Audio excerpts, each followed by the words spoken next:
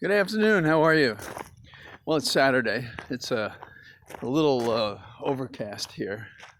The humidity is 73%. It was 90 something this morning, and there were light showers. And it's nice to be out on the road again. This is second day in a row.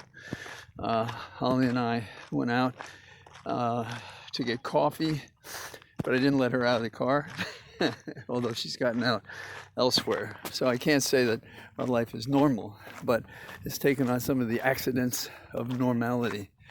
There are a number of things that bother me in the press right now. Talk about an identity crisis. The impression of McConnell going to Ukraine to show his support for Ukraine comes at a time when there's a $40 billion package sitting on the doorstep to the Congress that some Republicans oppose.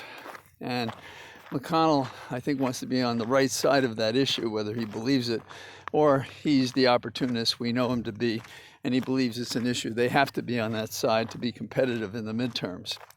He also may appreciate the fact that America has rarely in its history changed horses in midstream.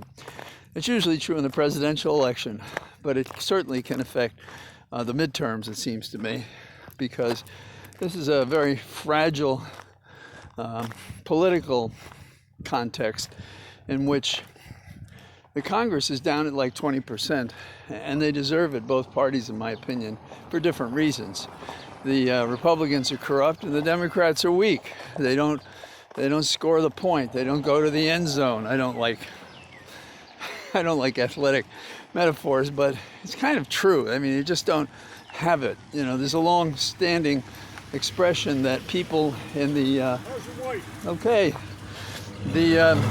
long-standing somebody was saying hello and congratulating Holly on being home. That people who run for office have to have fire in the belly. Well, it's a rare politician I see with fire in the belly, except to be elected themselves, not for the principles that an early election often brings out in a candidate.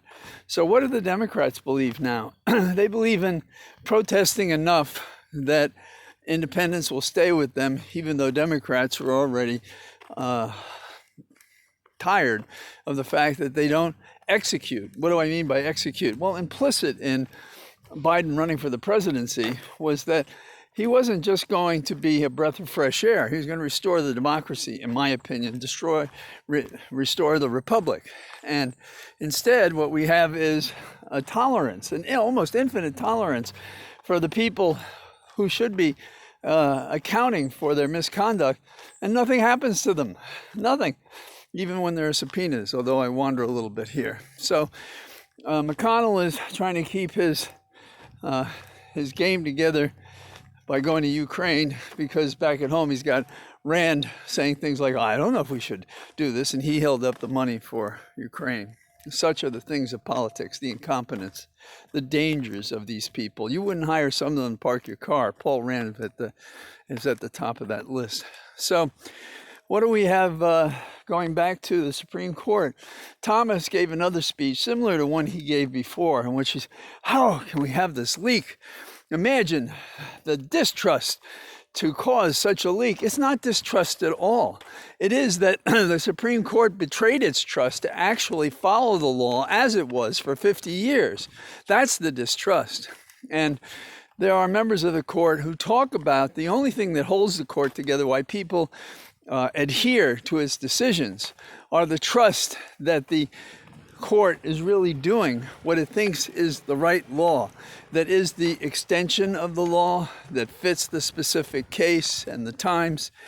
And then you have a political hack like Alito and several others, including Thomas, do this.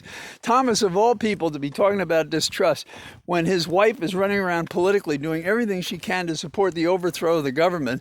He votes against a decision that was 8-1, in which the other 8 justices thought documents should be produced by Trump, and he didn't think so. So what do you have there? What you have is a failure to communicate. I'm thinking of Paul Newman now. And while the metaphor if we're going to follow it up, is that these guys should be run out of town, politically speaking, that we should be considering impeachment, perhaps only for Alito, but maybe others, the three that were on the court corruptly and wrongly as a result of Moscow Mitch McConnell. And then finally, here's one that I think we just can't get past, and it's the COVID.